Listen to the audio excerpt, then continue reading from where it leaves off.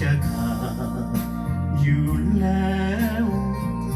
ด้วยหักน้องแก้วที่งามโสภาลาวันดังหนึ่งนางฟ้าลงสู่ดินเหมือนว่าพระอินทร์นั้นลงมาพัน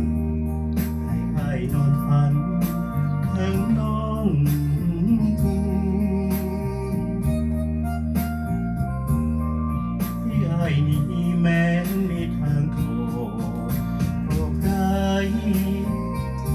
ให้ขอทอดไว้ให้นวลน้องนางครอบครองจะอยู่ขอบฟ้าทิ่นแดนใดเพิ่งจะแสนไกล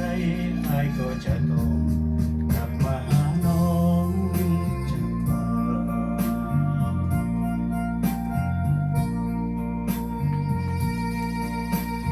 สา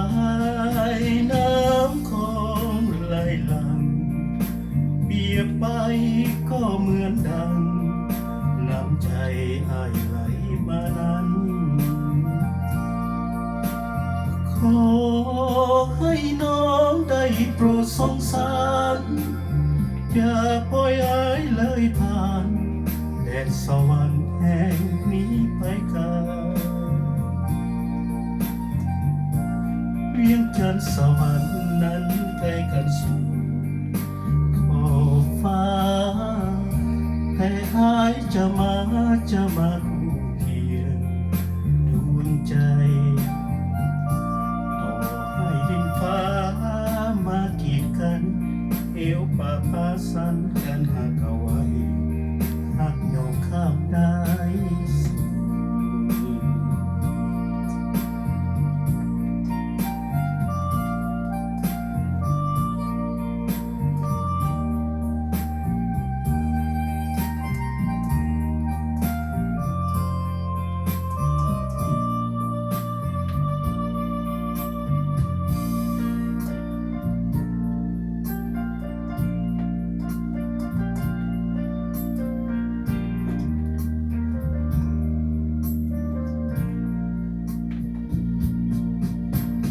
สายน้ำของไหลหลังเปรียบไปก็เหมือนดังน้ำใจอายไหลมานั้นขอให้น้องได้โปรดสงสารอย่าปล่อยอายเลยผ่านแดนสวรรค์แห่งนี้ไปไกล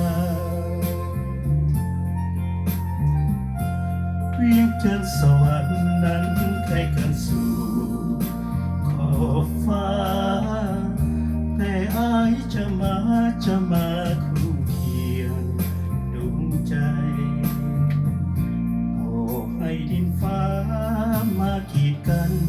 เหวป่าพาสันกันหากเอาไว้รักโยกข้ามได้สู่เหวป่าพาสัน